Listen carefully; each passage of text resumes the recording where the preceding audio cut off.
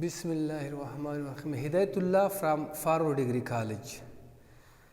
आज हम closed class को डिस्कस करेंगे। यस्टरडे लेक्चर में हमने पार्ट ऑफ स्पीच के बारे में बात की थी कि ये दो कैटेगरी में है, एक है ओपन क्लास और एक है क्लोज्ड क्लास।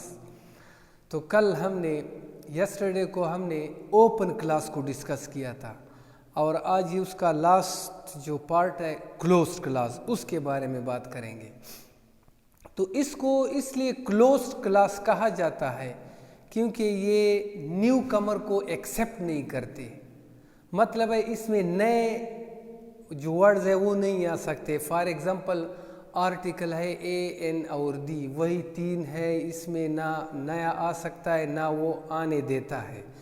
इस तरह प्रीपोजिशन भी है, कंजंक्शन भी है और इंटरजेक्शन भी है, ये और प्रोनाउन भी है। ये न्यू कमर को एक्सेप्ट नहीं करते, इसलिए इसको क्लोज्ड क्लास में रखा गया है। तो इसकी डिफिनीशन है, it refers to the category of function words. ये जो है ना फंक्शन वर्ड्स हैं, अकेले में काम नहीं कर सकते, किसी के साथ मिलकर काम करेंगे, ये डिपेंडेंट है। They don't readily accept new members, मतलब है कि वो नए जो आने वाले मेंबर्स है इसमें नहीं आते, वो एक्सेप्ट ही नहीं करते, तो कैसे आएंगे। In this close class include pronoun, preposition, conjunction, articles, interjection. अब प्रोनाउन जो है इसको हमने पिछले लेक्चर में डिस्कस किया था डायरेक्ट के हवाले से, क्योंकि 70% जो डायरेक्ट है वो सन बाई 1 2 3 के फार्मूले पर जो होते हैं वो सारे प्रोनाउन से रिलेटेड है। पर्सन प्रोनाउन तीन ग्रुप में पाए जाते हैं, first person, second person and third person, और उसके तीन डिफरेंट कैटेगरीज हैं। नॉमिनेटिव केस जिसको सब्जेक्टिव केस भी कहा जाता है, दरमियान में जो है माई, इसको पोजेसिव केस कहा जाता है, और जो लास्ट में है उसको हम कहते हैं ऑब्जेक्टिव केस। तो तीन केस में पाए जाते हैं। ये पिछले लेक्चर में इस पर बात हुई है। इसका काम क्या है, they always replace a noun. The function of pronoun is just it replace a noun. The second one is preposition in closed class. Preposition shows relation of noun with other parts of speech. In simple word we say preposition shows the direction of a noun or pronoun. For example, I say the book is on the table. Now on tell the relation of a book with that of a table. And if I change the preposition of this sentence on, I say the book is under the table. Now, just because of this preposition, the noun book change its place. So it always talk about the direction of a noun. The third one is conjunction. Conjunction, it join words, phrases or clauses together. इसका काम ही यही है। तमाम direct में ये इस्तेमाल होता है। हमने बात की थी 10% डायरेक्ट जो है ना वो कंजंक्शन पर बेस करते हैं मुख्तलिफ सेंटेंस को मिलाने के। जैसा कि असर्टिव सेंटेंस में हम दैट इस्तेमाल करते हैं, तो इम्पेरेटिव में टू इस्तेमाल करते हैं। इस तरह इंट्रोगेटिव में इफ या वेदर इस्तेमाल करते हैं। वो कंजंक्शन का फ़र्क है, बाकी सन बाई 1 2 3 पे एक शिफ्ट वही चलता है।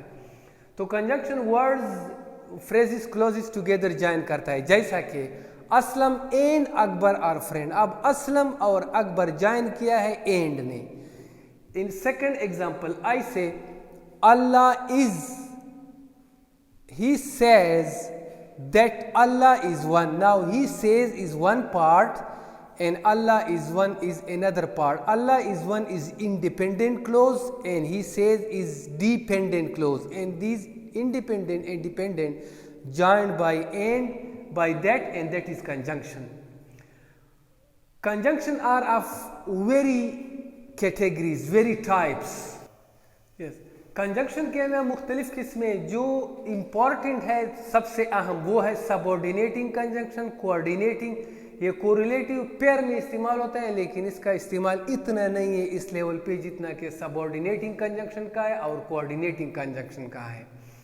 तो टाइप्स में है, there are several types of conjunction. We will discuss the most common one, that is subordinating and coordinating. Subordinating joins करता है, मिलाता है डिपेंडेंट क्लॉज को इंडिपेंडेंट क्लॉज के साथ, ये इसका काम है सबऑर्डिनेट का। कोऑर्डिनेटिंग कंजंक्शन, कोऑर्डिनेट का मतलब है ऑफ इक्वल रैंक। इसके नाम से पता चलता है कोऑर्डिनेट करता है ये इक्वल रैंक सेंटेंस के। फॉर एग्जांपल है independent with independent, dependent with dependent, ये इसका फंक्शन है। जो कोरिलेटिव है उसका काम है मिलाना, लेकिन ये पेयर में काम करता है, जैसा कि ईदर आर नीदर नार, ये पेयर में काम करता है, लेकिन ये इतना इस्तेमाल नहीं हो सकता होता जितना कि सबऑर्डिनेट और कोऑर्डिनेट इस्तेमाल होते हैं। नंबर 4th वन है आर्टिकल।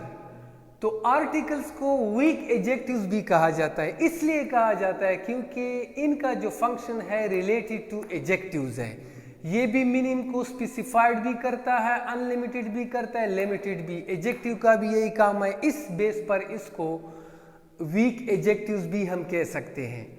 तो यहाँ पर हमारे पास आर्टिकल पाए जाते हैं 3, ए और एन। इसको एक ग्रुप है, एक क्लास है, और द जो है हमारे पास ये दूसरा क्लास है।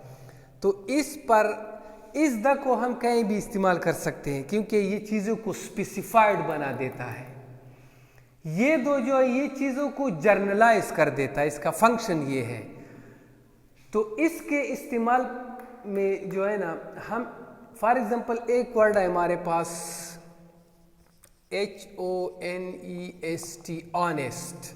अब अगर इसको हम उर्दू में इस तरह ट्रांसक्राइब करें और कहें ऑनेस्ट, अब अगर ये अलिफ मत आ या अलिफ से शुरू हो जाए, अलिफ मत आ या अलिफ, तो वहाँ पर डेफिनेटली AN लगेगा।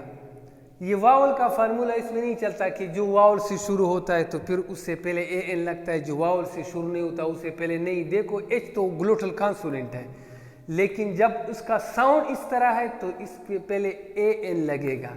इस तरह यूनिवर्सिटी है, इस तरह बहुत सारे वर्ड हैं। आ और ई के अलावा जो वर्ड आता है, फॉर एग्जांपल हमारे पास है CAT, कैट, तो हम इस तरह लिखते हैं कैट को। अलिफ या अलिफ मत आ से शुरू नहीं होता तो यहाँ पर हम लगाएंगे अकेट, एन केट नहीं लगा सकते। ये इसका सिंपल फार्मूला है और 100% ये काम करता है अगर आपकी प्रोनाउंसिएशन ठीक है। कल इंशाल्लाह हम बात करेंगे पोएम्स पे, और ये थैंक यू।